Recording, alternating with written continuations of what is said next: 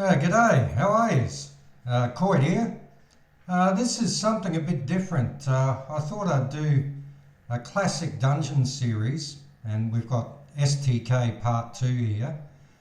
And something that you, as a newer player, probably wouldn't see much, and how to really Zerg these dungeons without just blindly running and getting yourself killed in a red alert nightmare. So you can see what this fellow is going to do is he's going to buff himself up. I often dungeon crawl these days, mostly dungeon crawling. Occasionally I just kind of get a bit cheeky and decide, stuff this, I'm just going to Zerg through it and see what sort of XP per minute we can get. So number one, you want your invis clicky. There we go. You really want to get yourself invis, you want to have plenty of haste pots, and you want to be able to get a blur or a displacement or something on at some point, because when you have run up your big red alert nightmare, eventually you are going to want to get as much damage reduction up and running as possible while you deal with the mob. So STK is a great dungeon for this because this particular one you could charge your way through doing every fight for about half an hour, 40 minutes, and really get no more XP than you're going to get by doing it this way, which in the old days we had it down to about a 6-minute run or something, but I'm way out of practice and all my old Zerg mates don't play anymore, so doing it solo like this, well, you know, about 8 minutes. I think I got it down to on this run. First time I've done STK for, I don't know, about 6 months. So that was pretty cool. So yeah, you just keep that invis clicky going. Keep those haste pots rolling. As you can see, I got the expeditious retreat clicky. I'm a big believer in the old style clickies, as you can see on my taskbar. This guy's got clickies coming out of his ears. He's got his invis clickies, his shield clickies, his haste clickies, blessed clickies, everything, mate, clickies. If you're a cheap bastard like me and you don't like to waste plat on pots, you're going to be using as much clickies as possible. You also may notice I'm using the old Abishai set bonus, which is outdated compared to what's around now, but I like the resist, so I don't have to be sculling resist pots, and it gives me resists on everything at level, in addition to a reasonable boost to abilities. So here we've got the first fight that we actually have to do. You need to do this one to get the river key, the river gate key. So as you can see, I've gone and displaced myself and charged in on haste, killed that lot, got the key. I'll rebuff, heal up, go invisible again and start charging till I get to the river gate. I think you've got about 3 fights that you actually have to do in this. Keeping an eye on your alerts all the time, of course, because if the alerts get out of hand, there's no shame in stopping and doing a bit of killing to clear the alert, because a red alert will kill you.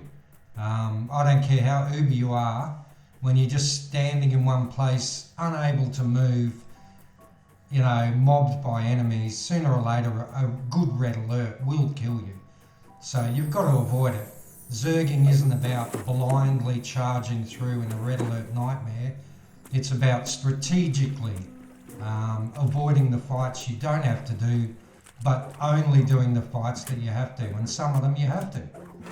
Okay, so once you're through the river gate, you're going to invis again. You're going to go haste up again, and we're just going to keep charging again. Now we're getting close to the point, if you look at the alerts up there on the top left, where we're going to have to do something about it. And this is one end fight with all those wolves and all the rest of it that you really don't want to be trying to do in a red alert nightmare. Yeah, it's not a good idea. I mean, okay, people with like 36 lives or something, with all the trimmings, they can probably do it, right? But for mere mortals like us, this guy, it's his 3rd life. I'm just building a guild tank, and want to get 3 paladin lives to start with. He's on his 3rd pally life now, before I start adding what else I think he might need to be a good tank. So anyway, so here we come to a point where I've decided, right, it's time to clear out this alert a bit. And as you can see, just in the nick of time, because it goes straight to red as soon as I went visible. So we're going to spend a little bit of time just clearing it out here.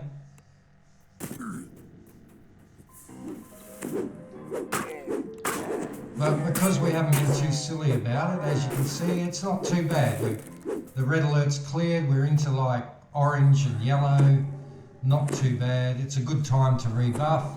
You're going to get blokes appearing from the depths of the dungeon that you jumped on their heads while you're invisible on your way through. They're just going to keep coming at you for a little while, and that's a good thing because it helps you clear the alert even more. So we're almost at the very end fight. As you can see, a cleric was coming up my dot then, but he missed me.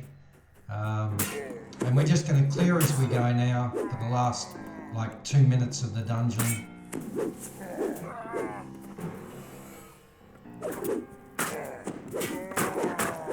I must say that Paladin is extremely strong these days. You get a bit of KOTC into it, get your defender stance for your damage reduction, your PRR, MRR.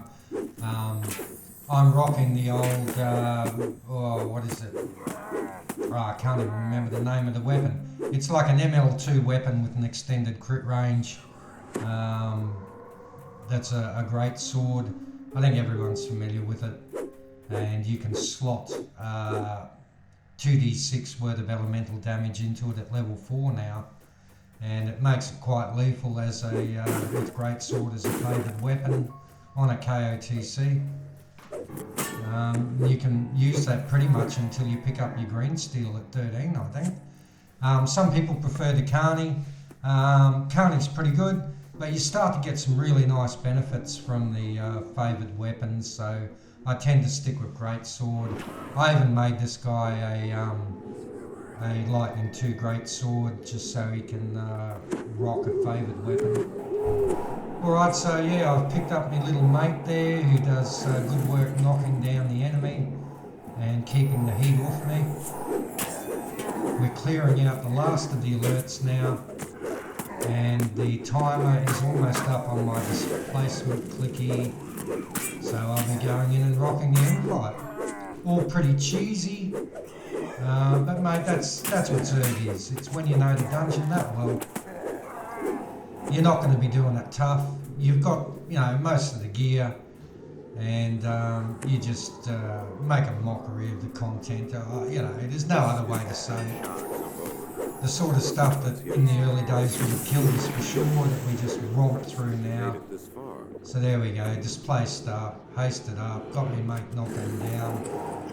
This is a foregone conclusion.